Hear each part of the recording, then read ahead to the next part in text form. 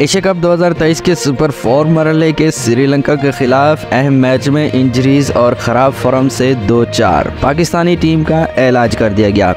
Semifinal की हैसियत इख्तियार कर जाने वाले इस मैच के लिए पाकिस्तान टीम में 5 तब्दीलियां कर दी गई हैं।